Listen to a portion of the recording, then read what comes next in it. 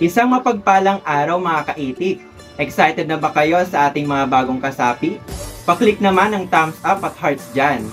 Bilang pagpapakilala, ako si San Andres, ang inyong leader akiterang host na naniniwalang mula Batanes hanggang Hulo, ikaw pa rin ang hinahanap ko.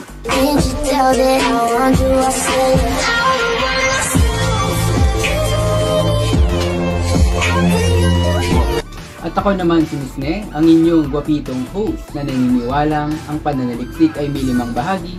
Pwede bang sa'yo na lang ako palagi? তোরি প্রেমে পাগল আমি পাগল আমার মন তুই ছাড়া না দেখে কিছু আমার দুই নয়ন Ngayon, marami pang siyang makikilala. Kaya naman partner, excited na ako. Mukhang excited na rin sila partner. Sigurado akong ang araw na ito ay punong-puno ng kaalaman mula sa ating mga housemates. Kaya naman, ipakilala na natin sila partner. Housemates, pasok! All the way from Batanes hanggang Hulo, nandito pa rin hanggang dulo. Madraso Nicole. Not too far away, but her beauty mas malayo pa sa Norway. Sapon Micaela. Kilalang basketbolero sa PTC at ang kanyang report skills, you'll see. Castillo Marcus Chedi. Ang dalagang Pilipina na nagmula sa Laguna, Lidasan, Mylan. Ang brainy at talented girl ng Makati, Alepante Jacqueline. Ang pinaka-Diyosa at sobrang Latina, walang katulad at nag-iisa, Golayan Aris Ivan. Ang hardworking kuya ng Taguig, Galugadi Al-Ali Akbar. Ang rapper at tiktokeris ng Pateros, Ranel Miner. Ang ama kabugerang delusional ng Taguig, Kerubin Rica. Ang charming at sporty boy, Cibolo Elfred. Kilala bilang isang singer at dancer ng pamilya, Elpiro Mike Jefferson.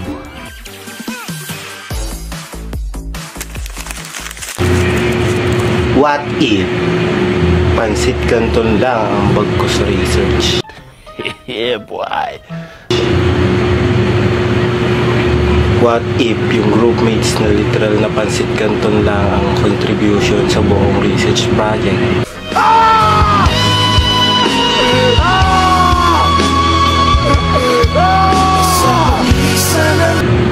What if hindi pasado yung research title nyo? Okay. What if ako lang list ako sa member? Total, sa title pa lang, ginost na ako.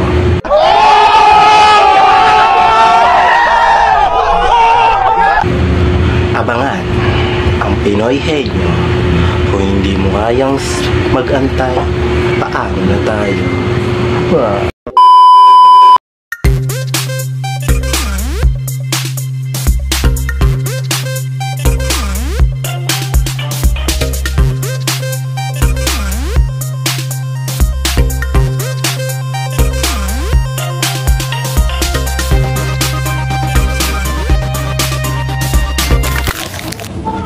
Hi mga ka-EduTalk, kami sina Jackie. Kahulugan ng pananaliksik.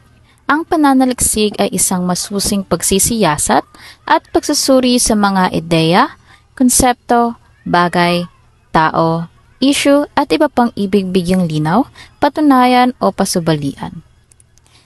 Ang pananaliksik ay sinasagawa upang may maisagot o mabigyang solusyon ang isang napapanahong issue o problema. Halimbawa, yung mga pag-aaral ukol sa mga factors o dahilan kung bakit mahalagang alagaan ang mentalidad ng mga kabataan at dahil sa mga pananaliksik, nagkakaroon tayo ng kamalayan sa mga isyong gaya nito. Ang pananaliksik ay masusi dahil bawat detalye, datos, pahayag at katuwiran ay inuusisa, nililinaw at pinag-aaralang mabuti bago gumawa ng mga konklusyon. Ito ay masusi dahil bago tayo makakuha ng solusyon o konklusyon, kailangan maging maingat at mabusisi tayo sa mga ideya o datos na ating isasama sa ating pag-aaral.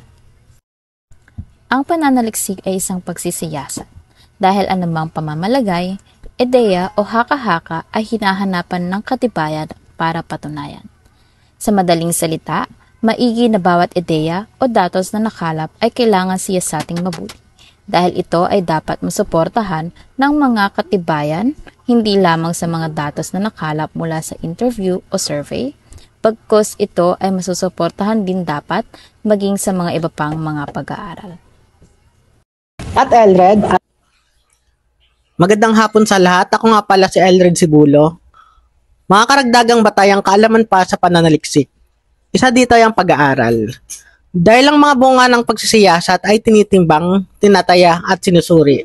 Nangangahuluga ang pag-aaral ay isang malaking bahagi ng pananaliksik. Ang isa pang batayang kaalaman, ang pananaliksik ay nagbibigay linaw sa mga ideyang maaari ng alam ng marami ngunit nangangailangan ng dagdag na impormasyon at paliwanag. Nangangahulugang ito ay ang mga dating pananaliksik na maaring magsuri ng panibago upang makadagdag impormasyon at upang mapagtibay ang dating kaalaman na maaring magbigay linaw at kasagutan sa kasalukuyan. Karagdagang pangbatayang kaalaman sa pananaliksik. Ang pananaliksik ay nagpapatunay sa mga nosyon o kagustuhan, palagay, haka-haka at paniniwala. Ang pananaliksik ay nagiging paraan o isang paraan upang patunayan ang isang teorya o mga kuro-kuro dahil na rin sa mga paraan ng pagsisiyasat at pagkalap ng datos kung saan nagbibigay ito ng resulta kung ano ang kakalabasan ng isang pananaliksik. Isa pang batayang kaalamang pananaliksik ang nagpapasubali sa mga dati nang pinaniwalaan pero inakalang may mali, hindi totoo o hindi dapat paniwalaan. Nangangahuluga ang pananaliksik ay nagiging daan upang patunayan ito, upang magkaroon din ng kasagutan sa mga teorya o tanong na nabuo sa nakaraang pananaliksik. At welcome sa Every Right Answer Wins 100 pesos. Tayo ay maghahanap ng mga kalahok na sasagot sa mga katanungan at ang makakuha ng tamang pangalan ng mga author ay magkakaroon ng 100 premyo. Ano, G? Tara, let's go! Let's go! Ayan mga ka-edutok, may isang estudyante dito at tatanungin natin siya. At kapag nakuha niya ng tamang sagot, ang pangalan ng author na pinatanong ay mananalo ng 100 piso. Bro, anong pangalan mo? Ako po si Elviro. Game ka ba sa palaro namin? Game na game! Yan. Okay, Helbiro, ang unang tanong. Sino ang nagsabing ang pananaliksik ay masusing pagsisiyasat? Si Constantino at Safra. Tama!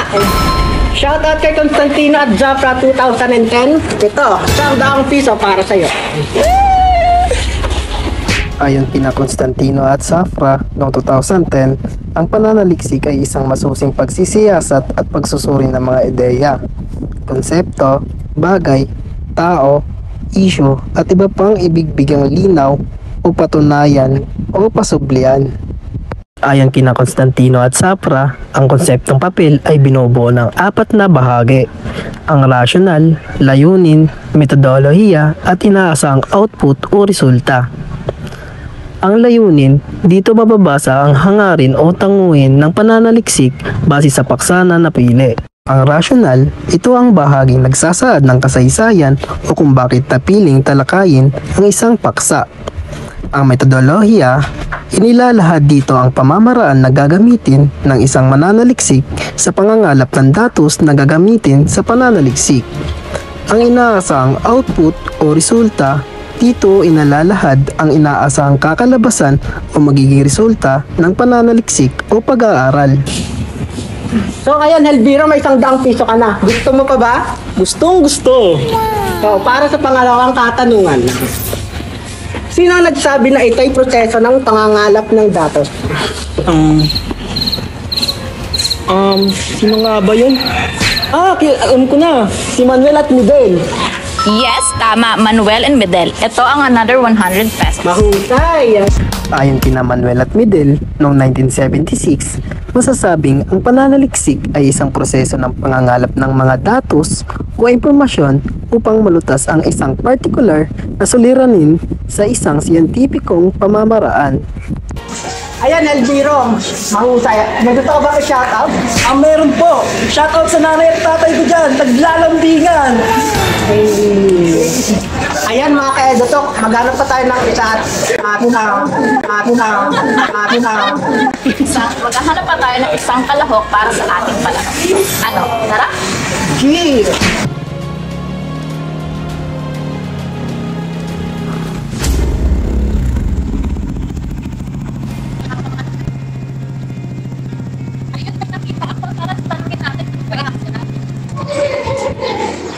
Hoy, mga kuya! Pwede ba kayo sumali sa palaro natin? Sige po, wala pong problema.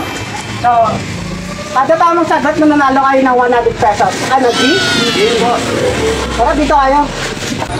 Ayun, pwede muna ba malaman ang inyong mga pangalan? Ako po si Al-Ali Akbar Galugadi. Ako po si Marcus Chedi. What's up sa inyo mga tol? Ayan, kapag may tatanong kami sa inyo mga katanungan, pag nakuha nyo ang tamang sagot ay mananalo kayo ng 100 piso. Ano, G? Game. Anong gagawin nyo sa 100 piso? Panggas. Panggas po namin yan. Yun. Sige, umpisa na natin. Ayun, Galagade, ikaw muna ah. Okay. Sino ang author ng sistematiko at siyentipikong proseso? Si Calderon at Gonzales. Tama! Shoutout kay Calderon at Gonzales, 1993. Eto, 100 pesos. Pahusay yan. Ayon kina Calderon at Gonzales, 1993, ang pananaliksik ay sistematiko at siyentipikong proseso ng pangangalap, pagsusuri, paglilinaw, pag-organisa, pag-unawa at pagkapakahulugan ng isang datos sa nangangailangan ng kautusan sa suliranin. Ito rin ay isang ekspansyon sa limitadong kaalaman at pagpapakita rin ng umuunlad na buhay ng tao. Ang Calderon at Gonzales 1993 ay kadalasang binabanggit bilang reference sa mga aklat sa pananaliksik sa Pilipino. Isa sa pinakakilalang akda nila ay ang mga batayang kaalaman sa pananaliksik na ginagamit sa mga kursong pangwika at panitikan. Narito ang buod ng kanilang pananaw sa pananaliksik batay sa kanilang aklat. Kahulugan ng pananaliksik ayon kina Calderon at Gonzales 1993. Ang pananaliksik ay isang sistematikong paghahanap ng mahalagang impormasyon hinggil sa isang tiyak na paksa o suliranin. Layunin nitong makahanap ng sagot o makabuo ng bagong kaalaman sa pamamagitan ng obserbasyon, pagsusuri at interpretasyon ng mga datos. Gusto mo pa ba ng 100 piso, Galugadi? Pwede po. Pwede daw. Ayan, Galugadi. Sino naman ang nagbigay diin sa hypothesis at empirical na investigasyon? Si Kerlinger or Kerlinger. Tama ba yun, Jack? Tama! Congrats, 100 pesos ulit. Thank you po. Mahusay. Ayon naman kay Kerlinger, 1973, ang pananaliksik ay isang sistematiko, kontrolado, empirical at critical na investigasyon ng mga proposisyong hypothetical tungkol sa inaakalang relasyon sa mga natural na pangyayari. Si Fred N. Kerlinger ay isang kilalang edukasyonal na psikologo na nagbibigay ng malaking kontribusyon sa larangan ng pananaliksik sa asal o behavioral research, lalo na sa paggamit ng kwantitatibong pamamaraan. Noong 1973, inilathala ni Kerlinger ang isa sa pinakakilalang aklat sa larangan ng agham panlipunan, ang Foundations of Behavioral Research. Dito, kanyang ipinaliwanag, ang pananaliksik ay hindi basta-basta pagtatanong lamang. Ito ay isang sistematiko, kontrolado at empirical na proseso. Ibig sabihin, ang bawat hakbang ng pananaliksik ay dapat planado, may basehan sa karanasan at pinangangalagaan ang katumpakan ng resulta. Dito naman tayo kay Castillo. Castillo, anong gagawin mo nga sa 100 piso? Okay lang, meron pa sa kanila. Ayun, ayos. Para sa unang katanungan, ayun, Jack, tanong ba? Okay. Castillo, sino ang nagsabing ang research ay matyaga at critical? Napag-aralan ko na yan eh. Si Atienza et al. Tama! Atienza et al. ng UP. 100 piso. Yun, may pangkultang pa siya, guys. Kulang pa mo ito. Kulang pa nga yan. Ayon kay Atienza et al., ang pananaliksik ay isang matyaga, maingat, sistematiko, mapanuri at kritikal na pagsisiyasat o pag-aaral tungkol sa isang bagay, konsepto, kagawian, problema, issue o aspekto ng kultura at lipunan. Para sa pangalawang katanungan, gusto mo pa ba ng 100 piso? Yun. Last na tanong para sa iyo, Castillo. Sino ang nagsabi na ito ay nagpapaunlad ng karunungan? Shuttleworth. Shuttleworth nga ba? Tama, Shuttleworth. 100 pesos. Ang galing. Ayon kay Shuttleworth, ang pananaliksik ay kinapapalooban ng anumang pagkalap ng datos, impormasyon at katotohanan para sa pagpapaunlad ng karunungan. Ano masasabi niyo sa taro na to? Thank you po sa 200. Ang hirap ng tanong. Ikaw na ang galugadi. Thank you po, may panggas na po kami. Ilang liters na ng gas yan? 23 liters lang po ito eh. Maraming salamat sa inyong dalawa. Maraming salamat din po. Thank you po. So ayun, wala na tayong 100 points ng Jackie, wala tayong papapremyo eh. Kaya nga eh. Pero alam mo ba, kay Galang, ang research ay makaagham na pagsisiyasat. Alam mo ba, Jack, kay Creswell, ito naman ay proseso ng pag-analisa ng mga impormasyon. At ayon ka naman kay Gay, ito'y muling pagsasaksik kahit alam mo na. At ito naman, Jack, para kay Plus Cosby 2009, may variables na sinusuri ang pananaliksik. Pero alam mo ba, qualitative, may kwento at damdamin, halimbawa interview. Mahusay. Alam mo ba, Jack, yung quantitative naman, numbers of stats, halimbawa, survey. Ang galing, pero ano ba? Pwede mag-vote na lang. Anong trip nyo? Comment down below, pwede kahit ano. Depende sa pananaliksik ninyo. Okay. Ayun mga ka-editok, salamat sa inyo lahat. At dito na nagtatapos ang aming palaro. Congrats sa mga kalahok. Abangan ang susunod na laban. Kaya naman kami sina Elred, Jackie, para sa every right answer will be 100 pesos. Hanggang sa muli. Paalam!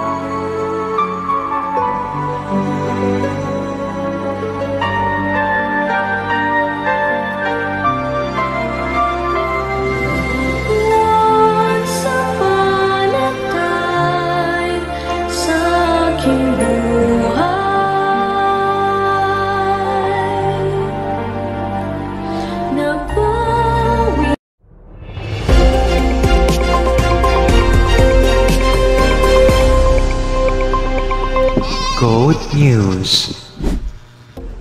Hello everyone! Magandang hapon. Ngayon ay alamin natin kung ano ang tungkulin at responsibilidad ng mananaliksik dito sa Breaking News. At narito si Nicole Madrazo, nagbabalita sa Pateros. Okay na. Di ko nagagalawin yung ulo ko. Sa kasalukuyan ay nandito ako sa lugar ng South Signal Village at tayo maghahanap ng taong sasagot sa ating mga katanungan. Arat na! Mga pogi, may kilala ba kayo na pwede mo pagtanungan? Ay, siya po. Wait lang.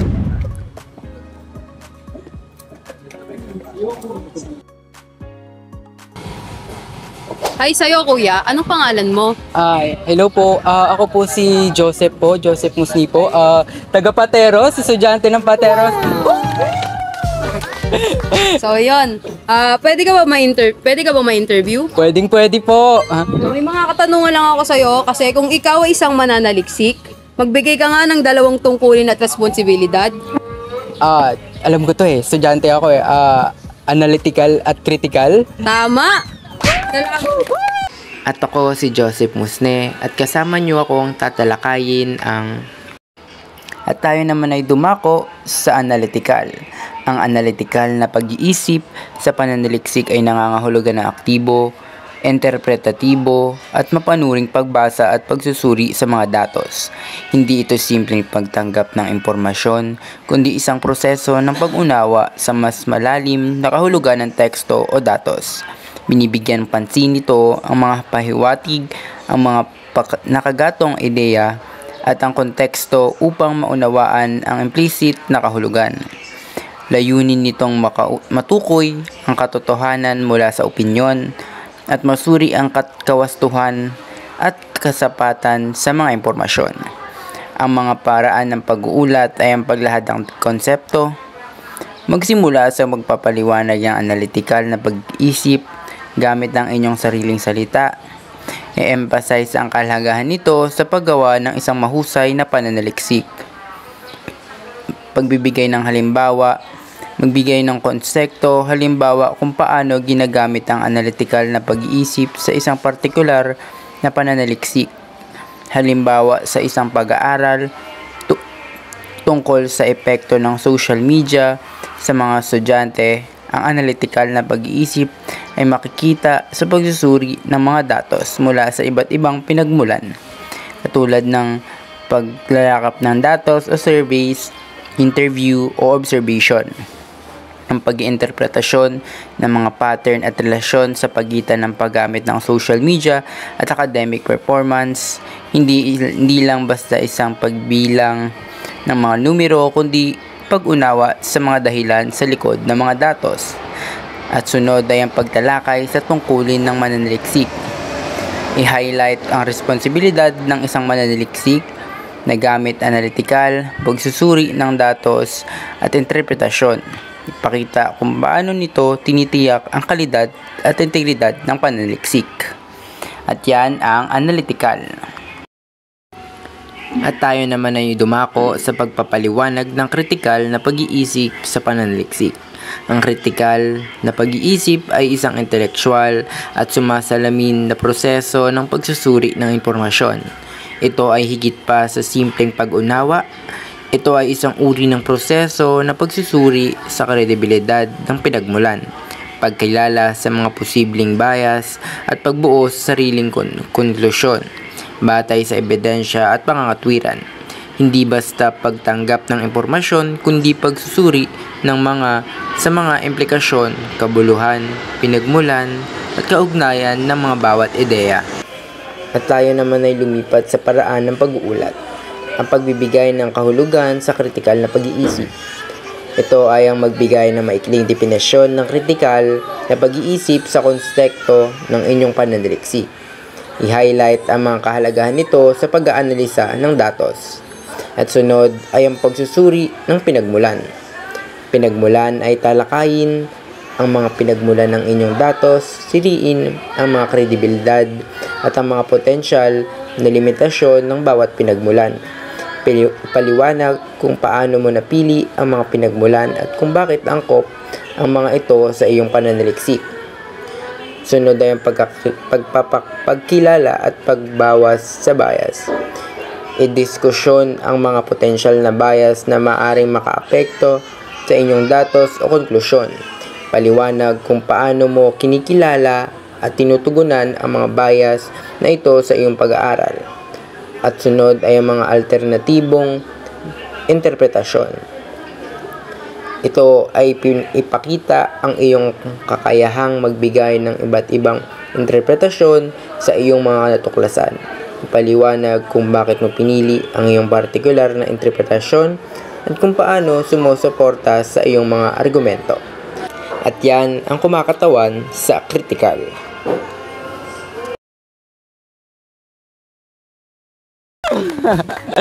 Yun, salamat sa'yo. Mabuhay ka hanggang gusto mo. At ito, isang libo.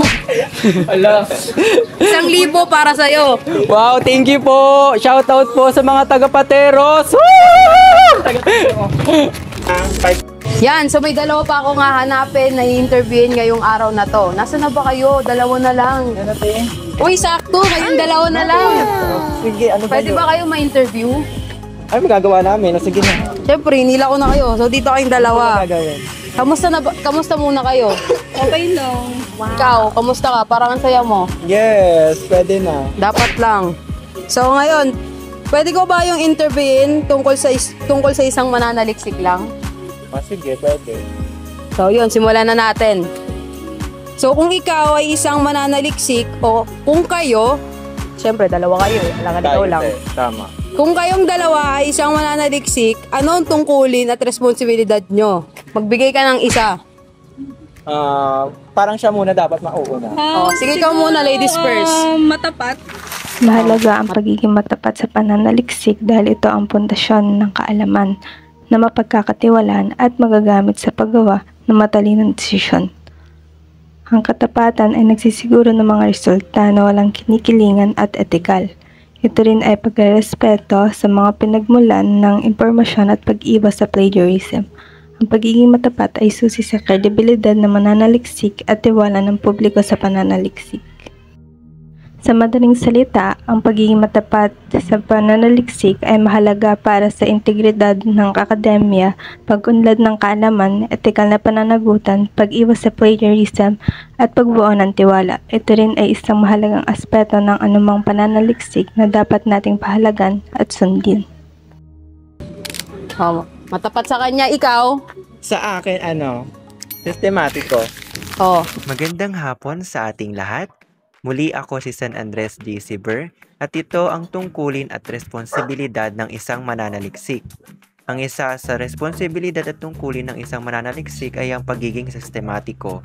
Ito ay nangangahulugang ang buong proseso ng pananaliksik ay isinasagawa ng isang maayos, lohikal at sunod-sunod na paraan. Dito na ipapamalas ng isang mananaliksik ang tama at etikal na pamamaraan ng pagsulat ng isang paksa o pananaliksik. Ayon dito, ang mananaliksik ay sumusunod sa tamang hakbang mula sa pagpili ng paksa, pagbuo ng suliranin, pangangalap ng datos, pagsusuri ng impormasyon, hanggang sa pagbibigay ng konklusyon. Ito ay bahagi ng pananaliksik na kung saan ang pagiging sistematiko ay magiging tulay tungo sa isang maayos at magandang pananaliksik. Ayon pa dito, hindi basta-basta ang pagsasagawa ng pananaliksik. Ito ay may sunod-sunod na metodo upang kapanipaniwala at valid ang resulta. Sa pagiging sistematiko, na ibibigay at naipapamalas ng isang maganda at mahusay na pananaliksik. Ang inyong nakikita ngayon sa slide ay ang halimbawa ng isang tungkulin at responsibilidad ng isang pananaliksik sa isang sistematikong pamamaraan. Ang halimbawa dito, sa isang pananaliksik tungkol sa epekto ng social media sa akademikong pagganap ng mga estudyante, ang mananaliksik ay dapat pumili ng tiyak na paksa, nagsasagawa ng review of related literature, bumuo ng mga tanong pananaliksik o survey questionnaire, gumawa ng survey questionnaire. Laging tatandaan na ang bumuo at gumawa ay mayroong pagkakaiba. Ang bumuo ay may kasamang pagpaplano at matalinong pag-iisip. Samantala, ang gumawa ay isang bahagi ng pananaliksik na kung saan ang mga katanungan ay naisaalang-alang na sa pananaliksik. Sunod, nangangalap ng datos mula sa mga napiling estudyante. Sinusuri ang mga sagot gamit ang estatistika o iba't ibang uri ng paglalahad ng resulta o datos. Sunod, inilalahad ang resulta sa isang lohikal na pamamaraan. At ang huli, ang pagsunod sa prosesong ito ay patunay na pagiging sistematiko ng pananaliksik. Ang halimbawang ito ay sumisimbolo lamang sa isang etikal at nararapat na sistematikong pag-uugali ng isang mananaliksik upang maisaalang-alang ang mahusay at magandang papel pananaliksik. Muli, ako po si San Andres. Maraming salamat. Matiko. So yun, may dalawa na tayong nakalap na tungkulin at responsibilidad tungkol sa pananaliksik. So maraming salamat sa inyo kahit hinila ko lang naman talaga kayo. Pwede na kayo din dumiretso doon. So, yun lamang. Magkahanap pa tayo ng dalawa. Tara na. So, ngayon na kayo nagbabalik kasi kayo hindi binalikan. Hindi. At no, joke lang. Maghahanap ako ng dalawang i-interviewin ko tungkol sa tungkulin o responsibilidad bilang mananaliksik. So, tara, samahan nyo maghanap. Ayun, sakto. May dalawang with honors. With S dito na nakita ko. So, silang dalawa ang interviewin ko para sa aking dalawang katanungan. Pwede ba kayong ma-interview yung dalawa? Yes. So, una, ano muna pangalan ninyo kasi mukhang galing kayo sa recognition? Yes. Wow! Congrats po! So, ayun. Dalawa lang naman ang itatanong ko sa inyo. Pero una, ano muna pangalan ninyong dalawa? Ikaw muna. Rika. Rika ano? Ikaw? Mylan Lidasan. Ayun. So, Rika and Mylan, makinig kayo ha. Pag kayo di nakinig, bagsak kayo dito. Medyo. So, ito. Kung kayo, dalawa ay isang mananaliksik, anong tungkulin o responsibilidad ang pwede nyong mabigay? Magbigay kayo ng tig dalawa. Ikaw muna, Rika. Responsible.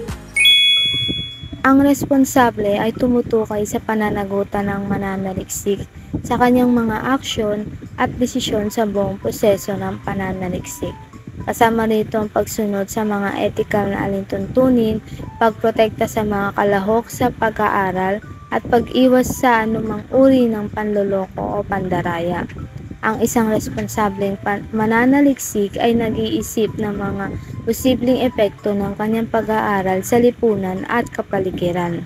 Ang responsableng pananaliksik ay isang proseso na naglalayong protektahan at gampanan ng may pag-iingat sa pagpapahayag ng mga ethical ng pananaliksik.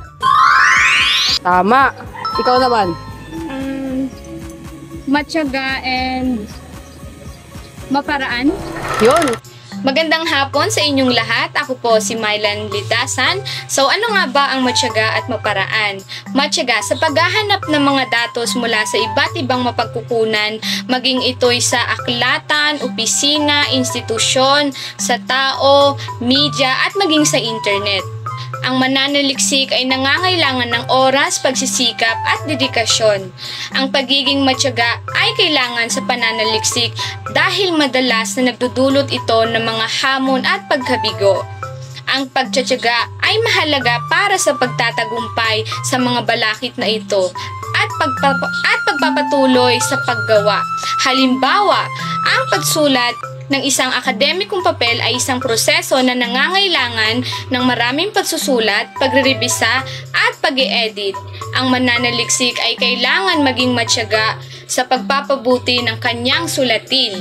Maparaan. Ang pagiging maparaan ay kailangan ng isang mananaliksik dahil madalas nahaharap ang mga mananaliksik sa mga sitwasyon kung saan kailangan nilang maghanap ng malikhaing solusyon o baguhin ang kanilang mga pamamaraan. Kailangan ng mga mananaliksik na maging malikhain at flexible sa kanilang diskarte upang matugunan ang mga hamon sa pananaliksik. Halimbawa, isang mananaliksik na nag-aaral ng epekto ng social media sa mga kabataan ay maaaring gumamit ng iba't ibang paraan ng pagkolekta ng datos tulad ng survey o interview at pagsusuri sa social media content upang makakuha ng komprehensibong resulta kahit may limitasyon sa oras o resources. Yun, tama. May tama kayong dalawa. Yun. So yun, nasagot na nila yung dalawang katanungan natin, yung dalawa sa tungkulin o responsibilidad bilang mananaliksik. So hanggang dito na lang. Bye-bye. Sunod na episode 2. I-shoot mo na ang ball. Ay, andyan pala kayo. Salamat. Ayan, yan na po ang mga tungkulin at responsibilidad na mananaliksik dito lang sa Breaking. Breaking news. Maasa ka na naman? Maraming salamat po.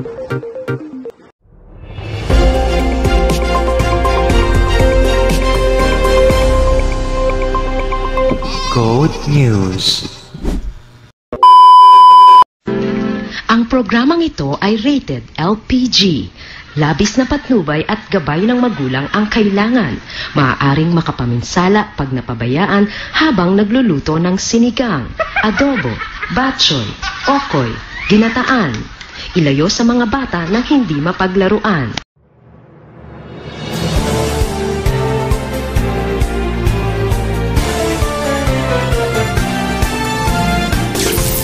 Bilis! Diskarte!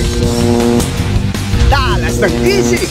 Humanda ng mapalaban sa paboritong laro ng bayan! Pinoy Henyo!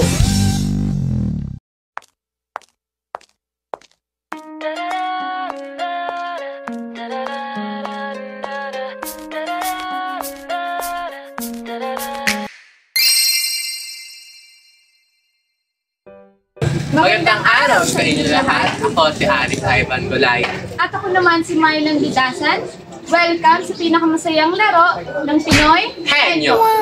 Ang game na ng papainit ng ating araw ngayon at magpapasaya sa ating lahat. Ready na ba kayo? Pero bago tayo magsimula, narito ang mechanics ng laro. Ang Pinoy Henyo ay isang laro kung saan ang isang player ay huhulaan sa noo. Kung ang sasagutin ba nito ay oo, hindi, at pwede lamang. Mayroon kayong 2 minuto para hulaan ang tamang sagot. Habang nagtatanong ang hula-hair, sasagot naman ang kanyang kapareha ng oo, hindi, o pwede. Ang team na makakakuha ng pinakamaraming tamang sagot sa loob ng itinakdang oras ang mananalo. Malinaw ba?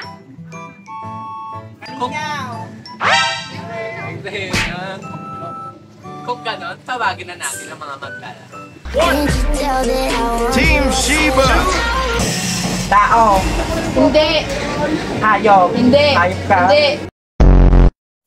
Lugar. Hindi. Bagay. Pwede, pwede. Tayo. Anong magagawa? Laging natutulog lang pag lumalapit ka. Hindi. Kadiri ka. Sa school. Oo. Academic. Oo, pwede. Tagalog. Oo. Sa Pilipino. Pwede. Tungkol sa research, Oo. Kabanata. Pwede. Resulta. Hindi. Pagkalap ng datos. Hindi. Introduction. Pwede. May abstract. Pwede. Oo. Bahagi ng pananaliksik. Oo. Kabanata 1. Oo, yun. Magandang tanghali sa ating lahat. Muli ako po si DC San Andres mula sa ika-5 pangkat at ang ating tatalakayin ngayon ay ang mga bahagi ng pananaliksik mula sa Kabanata 1. Ayan, para sa Kabanata 1, ang tatalakayin muna natin ay kung ano ang proseso ng pananaliksik. Ano nga ba ang mga proseso ng pananaliksik? Ito ay mas palalawakin pa ng ating mga susunod na tagapag-ulat, ngunit para bigyan kayo ng introductory o introduction na panimulang kaalaman, ating itatalakay ang proseso ng pananaliksik. Unang-una ang pamimili at pagpapaunlad ng paksa. Dito ay pumipili tayo at naglilimita tayo ng paksa na ating nais aralin, ang pagbuo ng mga tanong ng pananaliksik sa pagsisimula sa kung ano at bakit, ang pagbuo ng hypothesis, kung ano ang siyang dapat tanggalin at ating tanggapin, or accept or reject. At sunod ay ang pagbabasa ng mga kaugnay na literatura at pag-aaral. At ang susunod na proseso ay ang pagdidisenyo ng pananaliksik. Dito ay pumipili na tayo kung ano ang nais nating gawing disenyo at kung anong pamamaraan ang nais nating gawin sa ating pananaliksik. Gaya na lamang ng pagbuo ng paradigm, conceptual na theoretical na balangkas, pagplano ng proseso, pagtukoy sa populasyon o materyales na pagmumulan ng datos. Ito po ay tatalakay ng mga susunod na tagapag-ulat. Ngayon ay nais ko lamang basahin sa inyo ang kabuuang proseso nito. At ang sunod na proseso ay pangangalap ng datos. Dito ay bumubuo na tayo ng kung anong kasangkapan ang nais nating gamitin sa ating pangangalap ng datos. At ang aktual na paggamit nito. Gaya na lamang halimbawa ng paggamit ng survey, interviews at kung ano ang pamamaraan nito. Kung ang interview nyo ba ay face-to-face, virtual, at kung ito ba ay survey, ito ba ay gagamitan ng hard copy, so hindi kaya naman online form, at ang pagsasaayos ng mga datos para sa presentasyon. At ang sunod na proseso ay ang pagsusuri ng mga datos. Ito ay sinusuri na natin kung ano ang interpretasyon natin mula sa datos. At bumubuo na rin tayo dito ng lagom at konklusyon. Pati na rin ang mga rekomendasyon ayon sa mga datos na ating nasuri at natanggap sa ating mga respondente. At ang pinakahuling proseso ay ang pagbabahagi ng pananaliksik. Mula sa salitang pagbabahagi, ito ay ating ilalarawan at ihahain sa mesa ng ating mga mambabasa. Dito ay makikita na kung ano ang dapat irebiso o kung ano ang dapat pang pahalagahan o i-improve sa ating papel. Dito rin lalabas kung ang ating pamamaraan, ang ating pananaliksik ay talagang kanais-nais at talagang research worth it. Ayan, or research worthy na pag-aralan. So ito ang 5 proseso ng pananaliksik at intayin ninyo dahil ang ating mga tagapag-ulat ay ang siyang magpapaliwanag nito. Ngayon, dako na tayo sa talagang aking topic, ang mga bahagi ng pananaliksik mula sa Kabanata 1. Ito ang mga kinapapalooban ng Kabanata 1. Yan, maaari niyo pong i-screenshot o i-save. At para naman sa aking topic, ang Kabanata 1, ang panimula o introduction o rasyonal. Ito raw ay isang maikling talaang pinapapalooban ng pangkalahatang pagtatalakay ng paksa at pananaliksik. Dito sa rasyonal na introduction, dito natin ipinapalabas ang pinaka-konsepto natin kung ano ang ideya ng ating pananaliksik. Sa paggamit ng tanong na ano at bakit, ano ba ang tungkol sa iyong pinag-aralang paksa at bakit kailangan pa itong pag-aralan? Ito ba ay mahalaga? Ano-ano ba ang dapat gawin? Sa mga mananaliksik ng mga mag-aaral, ang 1.5 pahina ng bahaging ito o ang bahaging rasyonal ay sapat na. Yan, tama. Next. Ito daw ay unang bahagi ng papel. Tama, dahil ang rasyonal ay nakikita rin naman sa introduction. Kaya naman ang unang bahagi ng papel ay ang introduction, dahil ito nga ay panimula. Sunod, nakatala dito ang mahalaga. Lagi nating tatandaan na ang pagtatala ng rasyonal ay ang paglalagay ng mahalaga lamang impormasyon tungkol sa paksa. Ito dapat ay hindi lalabas o hindi dapat tayo lalagpas sa topic. At sunod, inilalahad sa unang bahaging ito o sa rasyonal kung saan at paano nagsimula ang ideya. Dito nalalabas kung ano ba ang ideya natin, kung saan nagsimula ang ating ideya mula sa rasyonal. Dito naman, crucial ang papel ng pinakaunang pangungusap na binibitawan sa bahaging ito. Bakit daw? Dahil daw ang pinakaunang bahagi o pinakaunang pangungusap ng ating rasyonal ay ang pinaka dapat mahalaga. Dahil ito ang binabasa ng mamambabasa at dito rin dapat lumalabas kung ano ang objetibo ng iyong pananaliksik. Ito ba ay patungkol sa environment? Ito ba ay patungkol sa paaralan, institusyonal, o bayan, o kung saan man?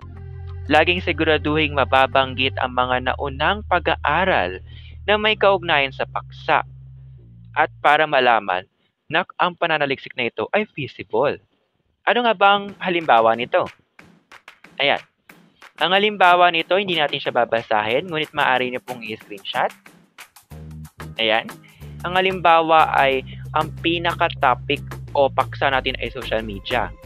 Ibinahagi na dito kung ano ang kahulugan ng social media at kung paano siya binubuo.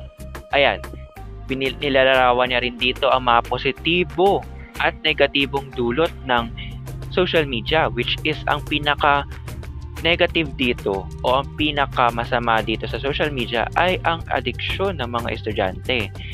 At para pagbibigyan ng rasyonal, dapat ipahalagahan din natin ang pagpapaliwanag ng kung paano natin bibigyang paglalarawan yung social media addiction at kung ano ang nais nating pag-aralan at ang kahalagahan. Ayan, maaari nyo na lamang basahin ito kung kayo ay mayroong oras. Ngunit ayun po ang pinaka-explanation ng halimbawang ito. Next. Dito naman sa introduction na ginagamitan ng theoretical na gabay, ito daw ay bahagi ng pananaliksik na naglalahad ng mga theory, modelo, o prinsipyo. So, ginagamitan from the word theoretical, ito ay ginagamitan ng teorya. Ito daw kasi ang nagsisilbing pundasyon at gabay sa buong pag-aaral. Kumbaga kung wala ang theoretical na gabay, hindi nagiging matibay.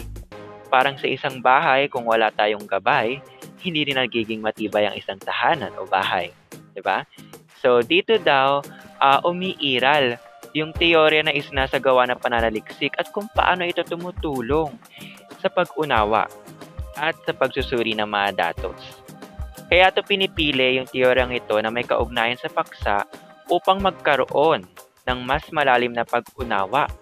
Yan, kumbaga dito napapasok yung ating pang-unawa. Kanina, binibigay lamang natin ang ideya sa rasyonal. Ngayon naman, binibigay na natin kung ano yung pagkakaunawa natin sa isinasagawa nating pag-aaral at paano natin mailalagay sa mas malawak na kontesto yung mga resulta ng ating gagawing pananaliksik. At may halimbawa ito. So, tingnan natin. Halimbawa daw nito ay itong teorya mula sa uses gratifications theory mula kay Katz, Blumber at Groverich sa taong 1974. Ayon daw sa teoryang ito, ginagamit ng mga tao ang media o social media upang matugunan ang kanilang personal na pangangailangan. So ito daw yung teorya mula kay Katz, Blumber at Groverich ng taon 1974. At binigyan din niya kung ano daw ang gamit ng tao sa social media. At ginatungan pa ito ng kaugnay nito, sinusuri ang pag-aaral kung paano ginagamit ng mga estudyante. Kanina inilarawan lamang ang teoryang mula sa tao. Ngayon naman ay sa estudyante na ang paggamit ng social media ay ginagamit para gamiting libangan, pampalipas oras o tulong sa pag-aaral. Ito na ang paglalarawan ng positibong paglalarawan sa social media. At kung paano yun nakakaapekto, yun na yung objetibo nila sa ating paksa. At yun na yung pagsulat ng theoretical na gabay. Ito po ang halimbawa niyan. So, pwede niyo pong i-screenshot bilang bahagi ng pagre-review para sa ating gagawing quiz mamaya. Ayan, sunod, conceptual na balangkas. Dito sa conceptual na balangkas ay ang bahagi ng pananaliksik na nagpapakita ng kaugnayan ng pangunahing konsepto, ideya, at salik na may kaugnayan sa paksa ng pag-aaral. Dito sa ating conceptual, from the word itself, concept, dito na papasok yung mga ideya, yung mga kaunawaan natin sa ating pag-aaral. Ngunit may salita siyang balangkas, kaya naman ginagamitan siya ng iba't ibang paglalarawan gaya ng daloy. Ayan, daloy ng lohika ng pananaliksik. Dito nalalabas yung ating paglalarawan sa input o sanhi at patungo na sa proseso at pati na rin sa inaasahang bunga o resulta. Itong conceptual na balangkas, ito ay sa wikang English, tinatawag natin itong conceptual framework. Ayan. So, karaniwang ipinapakita ito sa anyong diagram. Yung mga bilog na nakikita natin o di kaya naman yung mga square na merong arrows, ito daw yung grapikong representasyon. Ngunit maaari din itong ipaliwanag o ipalarawan sa textual na paraan. Pero kung kayo ay gagawa ng pananaliksik, mas maganda na meron din kayong grapikong representasyon para mas malinaw ang ating conceptual na balangkas. Ang layunin lamang ito ay magsilbing gabay, gaya ng theory kanina. Ito din daw ay magsisilbing gabay sa mananaliksik para mas madaling maunawaan at makita kung paano mabubuo yung ating paksa mula sa konseptong nakapaloob nito. At next, halimbawa ng textual. So, ito ay conceptual na balangkas sa uri ng textual. So, ang pananaliksik ay umiikot sa ugnayan ng tagal na paggamit ng social media. So, ito daw ang kanilang input. At ang uri ng nilalamang pinapanood o ina-access, so yan naman yung proseso. Ano yung mga uri ng nilalamang pinapanood? At yung antas naman na academic performance, ayun yung output. So ang mas mataas na oras sa paggamit ng social media ay inuugnay sa pagbaba ng academic performance. Lalo na kung hindi ito edukasyonal na nilalaman. So ito po ang halimbawa ng textual na conceptual na balangkas. Ayan, para naman sa ating layunin ng pag-aaral, inilalahad lamang dito kung ano yung layunin o dahilan. Bakit isinasagawa yung pag-aaral? Bakit mahalagang meron tayong ginagawang pag-aaral o bakit ito pinag-aaralan? Tinutukoy dito yung mga pangunahing suliranin, yung mga mahalagang pagtatalakay o patanong, at sa bahaging ito inilalahad ang suliraning nais bigyan ng mahalagang focus o sagot. Diba? Kaya tayo gumagawa ng pananaliksik para makasagot ng tanong at makalutas sa problema. Inilalahad din dito ang mga impormasyong tungkol sa kahalagahan ng paksa. So dito daw sa layunin, ibinibigay na yung kahalagahan ng paksa. At ito rin ay isa sa pinakamahalagang bahagi. Actually, lahat naman ay mahalaga. Ngunit may talagang dapat pagtuunan ng pansin. At ito yung pinakamahalaga, yung introduction. Ito ang focus o sentro ng pag-aaral. Kasi dito tayo nagsisimula sa layunin, sa introduction. At ang mga katanungang inilahad ay nararapat na masagutang lahat ayon sa pagkakasunod-sunod nito. So kapag tayo ay nag-gather o naglipon na ng mga datos, dapat sunod-sunod din itong masagot ng ating mga respondente. At tayo rin bilang mananaliksik, dapat sunod-sunod rin natin itong mabigyan ng interpretasyon. Magandang araw sa inyong lahat. Ako si Nicole Madrazo mula sa BSIT 1M.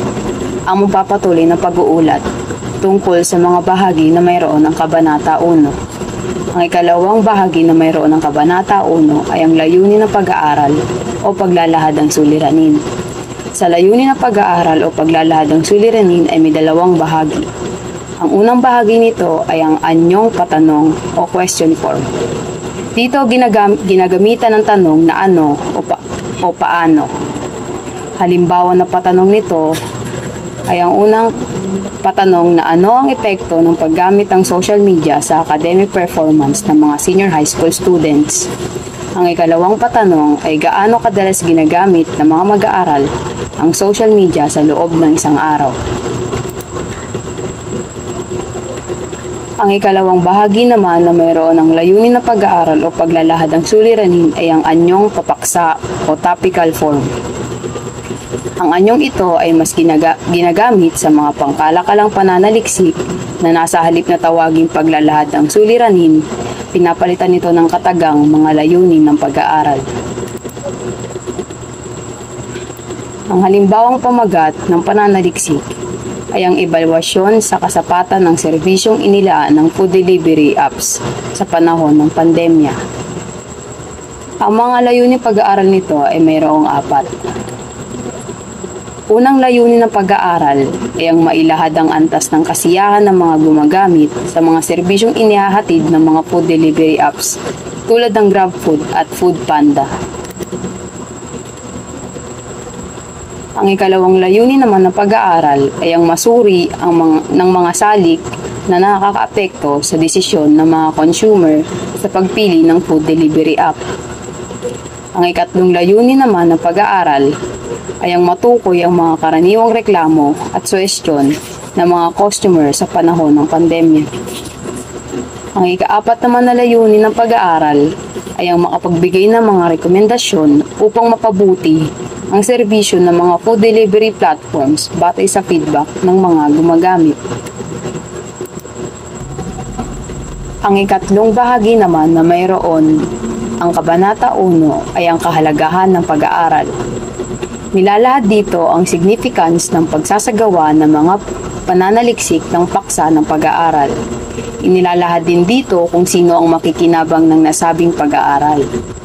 Tinatalakay din sa bahaging ito ang kahalagahan ng buong pag-aaral at kung ano ang magiging kontribusyon nito sa larangan ng edukasyon at siyensya. At ang halimbawa ng kahalagahan ng pag-aaral at ang mga makikinabang sa pag-aaral na ito ay ang mga sumusunod. Ang una ay ang mga mag-aaral. Upang maunawaan nila ang epekto ng labis na paggamit ng social media sa kanilang pag-aaral. Ang ikalawa ay ang mga guro at magulang. Upang magkaroon sila ng ideya kung paano gabayan ng kabataan sa tamang paggamit ng teknolohiya. Ang ikatlo ay ang mga tagapamahala ng paaralan. Bilang batayan sa paggawa ng pulisya, kaugnay ng gadget at internet usage sa paaralan. Ang ikaapat naman na bahagi na mayroon ng Kabanata 1 ay ang saklaw at limitasyon. Tinutukoy ang simula at hangganan ng pananaliksik. Dito din itinakda ang parameter ng pananaliksik.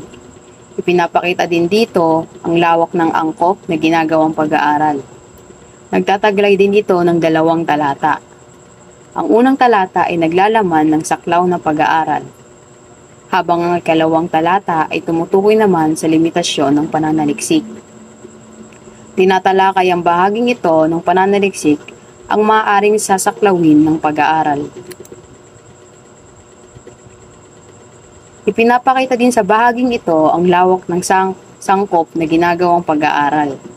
Ipinapaalam din dito ang mismong paksa ng pag-aaral, gayon din ang katatagpuan ng mga datos na kakailanganin.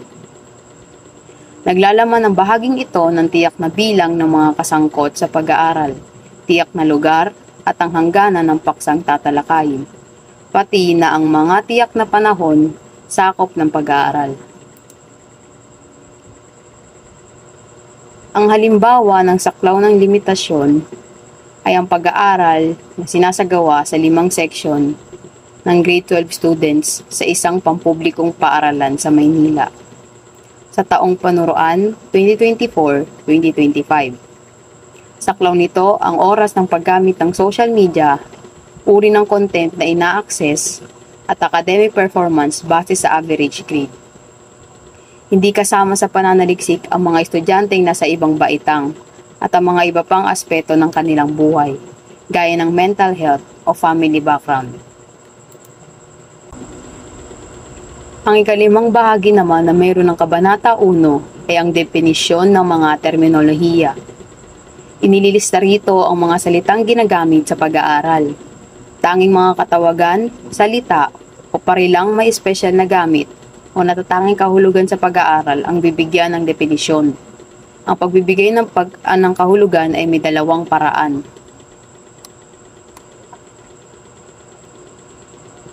Maaari itong operasyonal na pagpapakahulugan. Dito, bibigyang kahulugan ang mga salitang mahalaga o pili na ginagamit sa pananaliksik. Bibigyang linaw ang mga ito sa paraang kung paano ito ginagamit sa loob ng pangungusap.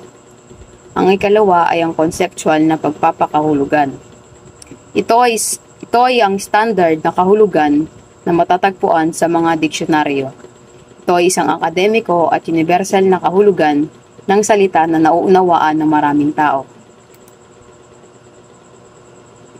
Ang halimbawa ng definisyon ng mga terminolohiya ay ang social media o conceptual. Tumutukoy sa mga online platform gaya ng Facebook, Instagram at TikTok na ginagamit para sa komunikasyon at pagbabahagi ng nilalaman. Ang ikalawa ay ang academic performance o operasyonal. Tumutukoy sa average grade ng mga estudyante sa nakaraang grading period. Ang ikatlo ay ang social media addiction o operasyonal ulit. Isinasaad bilang paggamit ng social media ng higit sa 5 oras kada araw na may kasamang pagkakaroon ng withdrawal symptoms kapag hindi makagamit nito. Tao, hayop. Hindi. Bagay. Hindi. Kinakain. Hindi. Nakikita sa school, nakikita sa bahay. Pwede. Nakikita sa school. Pwede. Nasa school. Pwede. Tao ba? Hindi. Gamit. Pwede. Bagay. Pwede. Ginagamit, hindi.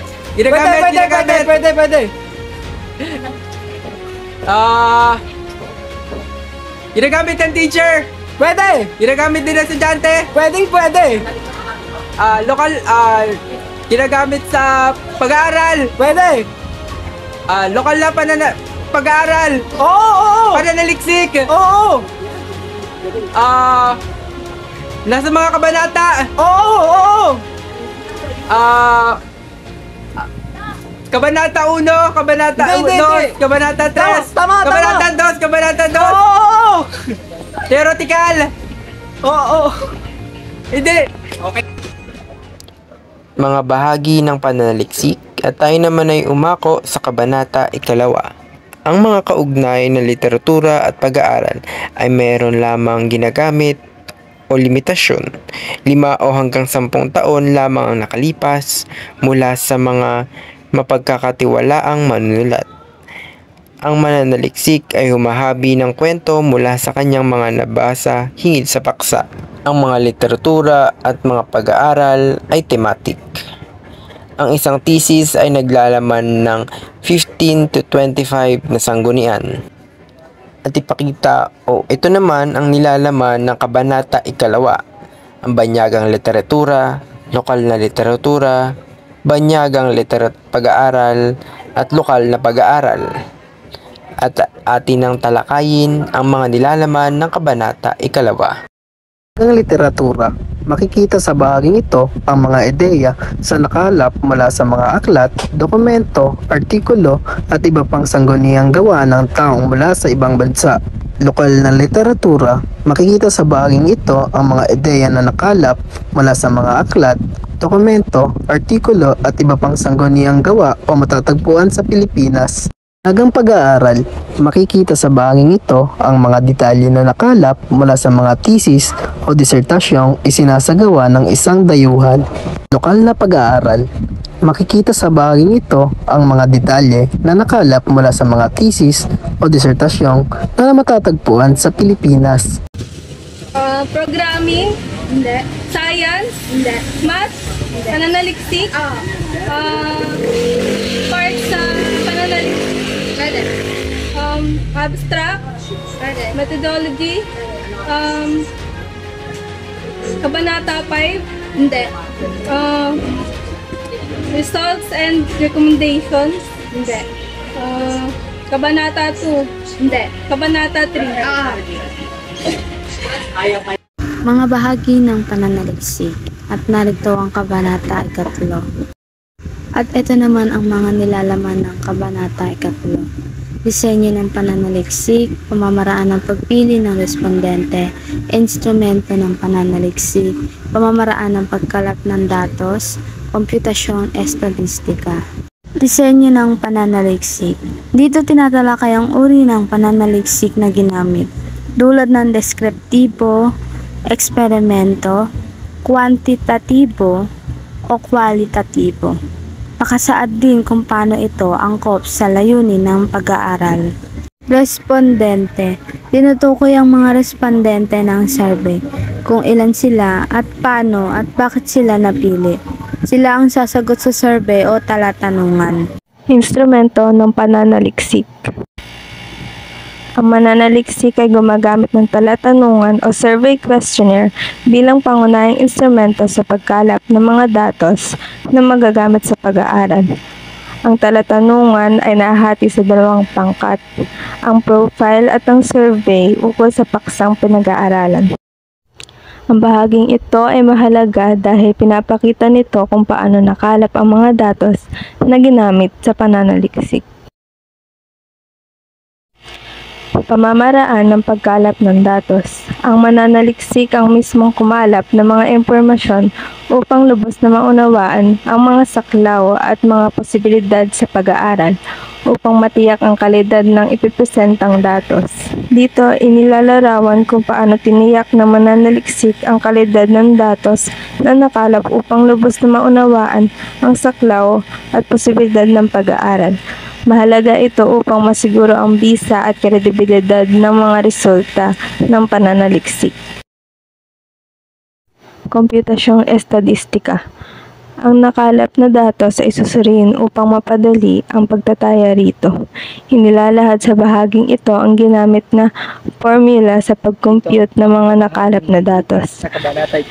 At kinakailangan maging malinaw kung ano ang layunin sa mga paggamit ng bawat formula at kung ano ang tutuguning suliranin ng mga ito, lalo na kung mayroong hypothesis na nakatalaga sa pag-aaral. Mahalaga ito para sa pagbibigay ng interpretasyon ng mga resulta at paggawa ng mga konklusyon. Tao? Hindi. Bagay? Hindi. Hayop? Hindi. Sa school? Pwede. Sa Pilipino? Pwede. Gamit sa pananaliksik? Pwede? Statistikong...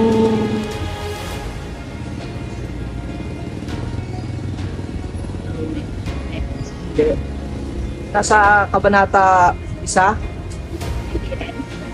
Kabanata 2? Hindi rin. Kabanata 3? Hindi. Kabanata 4? Pwede. Oo, yun. Kabanata 4? Oo.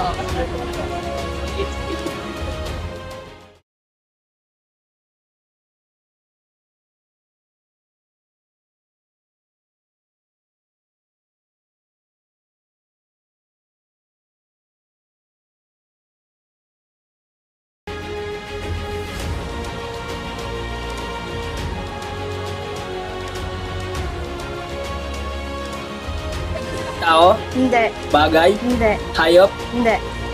Tungkol sa akademiko? Oo. Pilipino? Oo. May resulta? Meron. May rekomendasyon? Pwede. Ikabanata 1? Hindi. Ikabanata 3? Hindi. Ikabanata 5? Oo. Tama.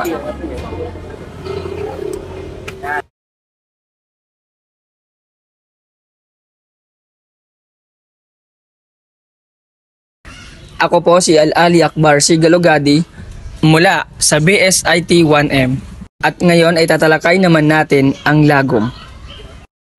Lagom, binubuod ang mga datos at impormasyong nakalap ng mananaliksik na komprehensibong tinalakay sa Kabanata 4 ay mga inference, abstraction, implikasyon, interpretasyon, pangkalahatang pahayag at o paglalahad batay sa mga datos at impormasyong nakalap ng mananaliksik. Ang lagom ay tumutukoy sa pagpapaiksi ng orihinal na bersyon ng isang kwento. Ito ay maihahalin tulad sa buod, ngunit ito ay kaiba dito dahil sa lagom ay malikhaing isinasalarawan ang mga pangyayari kung saan binibigyang diin ang mga importanteng kaganapan sa kwento. Ito ay naglalaman ng pinaka-mensahe o pinaka-ideya na nais ipabatid ng isang paksa o akda. Hindi ito naglalaman ng kahit na anong opinyon o saloobin. Ito ang ilan sa mga halimbawa ng lagom. Halimbawa ng lagom, ang alamat ng pinya ay tungkol sa isang batang babae na tinatawag na Pina. Ang lagom nito ay ang alamat ng pinya ay tungkol kay Pina, isang batang tamad na sinumpa ng kanyang ina dahil sa kanyang katamaran. Siya ay naging isang halaman na may maraming mata, ang pinya. Conclusion, ito ay ang mga inference, abstraction, implikasyon, interpretasyon, pangkalahatang pahayag at o paglalahad patay sa mga datos at impormasyong nakalap ng mananaliksik. Rekomendasyon. Ito ay ang mga mungkahing solusyon para sa mga suliraning natukoy o natuklasan ng pananaliksik. Grabe naman, partner. Kaya nga, partner. Sobrang intense at nakakaaliw ang laro natin ngayon. Nakakahusay ng ating mga kalahok. Pero syempre, isang team lang ang tatanghaling Pinoy Henyo Champion. At ayon sa ating scorekeeper, ang nanalo ay... Team... Ready na ba kayo? Ready na ba kayo? Ready na sila. Ang nanalo ay Team... Shiba!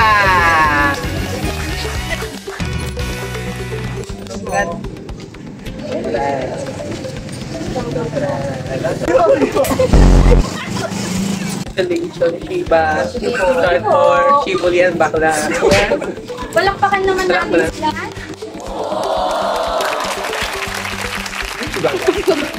At syempre, maraming salamat sa lahat ng mga sumali. Sana nag-enjoy kayo at may natutunan kayo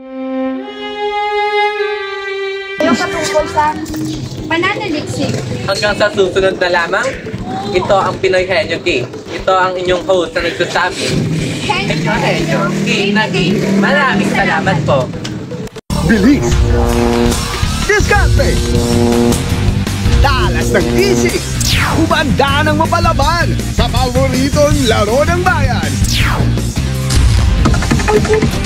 Pinoy Henyo!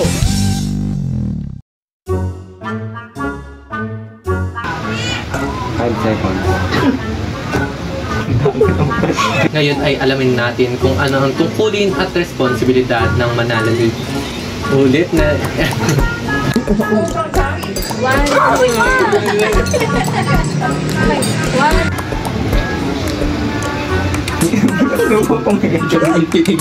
Basketball. Ay! 1, 2, 3.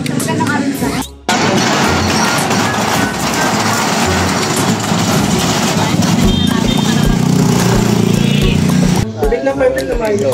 Grabe naman. Hindi naman. Kaya nga, partner. Grabe, partner. Sige, play lang yan. Sige. Pwede. Hi mga ka-edtok, kami si na Jackie At Elred, at welcome sa Every... Uy! Wait lang! Grabe naman, partner. Kaya nga, partner eh.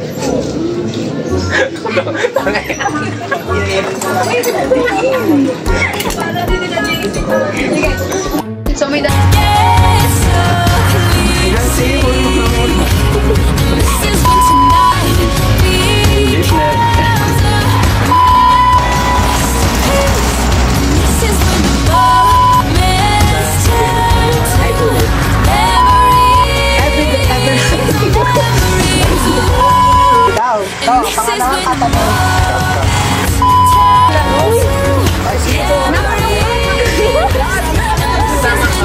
Kasama ka na sa bloopers.